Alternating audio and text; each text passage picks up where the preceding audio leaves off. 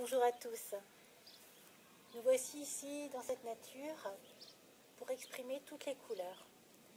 Puisque aujourd'hui je vais aborder la suite des couleurs dans l'habitation. Bien sûr, la nature nous exprime en premier lieu ses vibrations.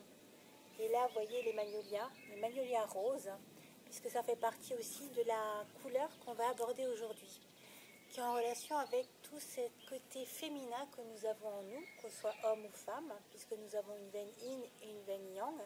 Et la veine yin est notre féminité, cette joie de vivre qui pétille, ce besoin de communiquer et de partager.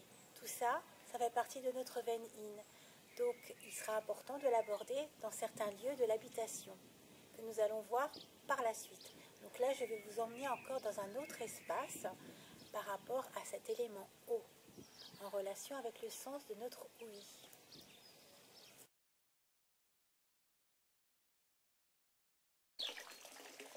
Nous voici à présent dans le point d'eau. Vous devez entendre la fontaine, l'eau qui s'exprime, puisque le bruit d'une petite fontaine ou d'une grosse fontaine, suivant ce que vous aimez, émet un son, une vibration aussi. Donc il est important de stimuler cette ouïe. Si vous pouvez placer une petite fontaine, ça suffit. Il n'y a pas besoin de mettre un gros bassin. L'important, c'est de pouvoir mieux communiquer, d'apporter cette joie de vivre avec aussi la vie à travers l'eau. L'eau est indispensable à la vie. Elle est source, elle est régénératrice. Donc il est important, si vous avez la possibilité de placer un point d'eau ou même une petite fontaine dans votre jardin, il n'y a pas besoin de mettre un grand bassin, mais exprimer la vie aussi à travers des plantes aquatiques et mettre des poissons d'agrément, c'est aussi important. Je vais voir avec vous par la suite, donc on va aller dans un autre espace qui est à l'intérieur de la maison, les couleurs en harmonie avec cet élément eau. L'élément eau ne s'exprime pas seulement avec les couleurs, puisque communiquer, mieux entendre, pouvoir mieux s'exprimer et pouvoir être créative, puisque l'élément eau permet tout cela. Il y a aussi des formes, des couleurs, des objets spécifiques et des orientations de mobilier que vous pourrez placer.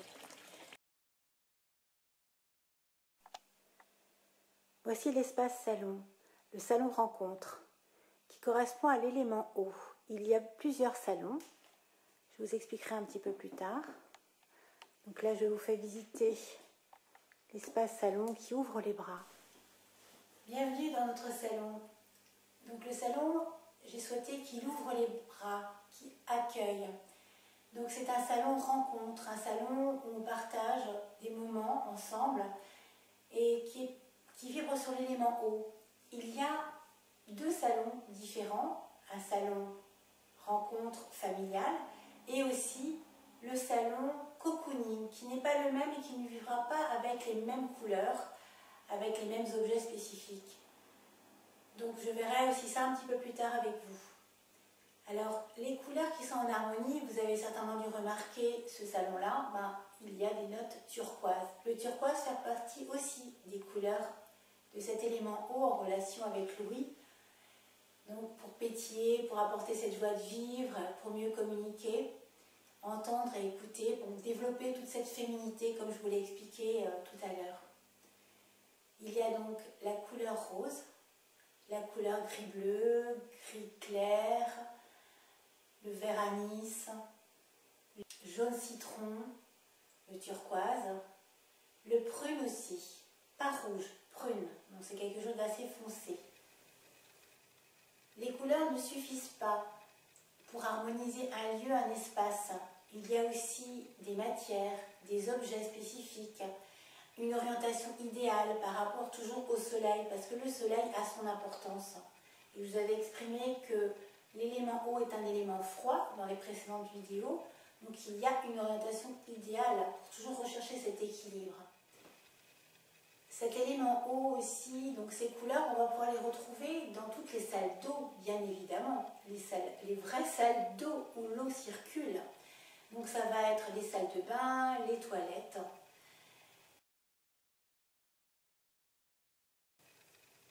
Les couleurs ne suffisent pas pour harmoniser un lieu, un espace.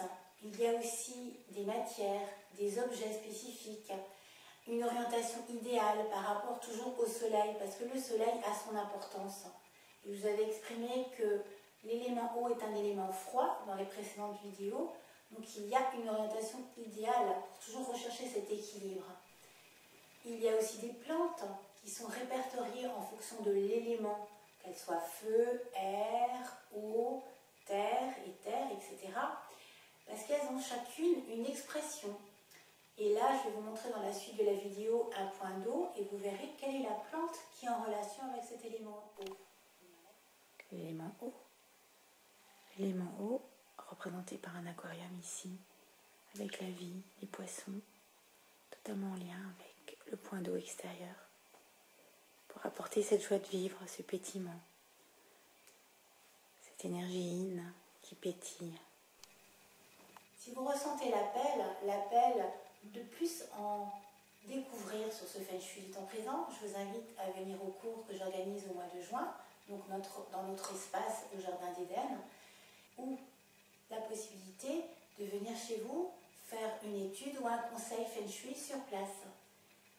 Donc c'est bien sûr quelque chose qui est pour l'instant en stand-by puisque nous sommes confinés, mais par la suite, dès qu'il sera possible de circuler, et je me ferai une joie, un plaisir de pouvoir découvrir vos habitations.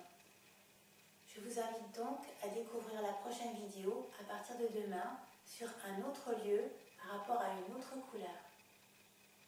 À bientôt et prenez soin de vous.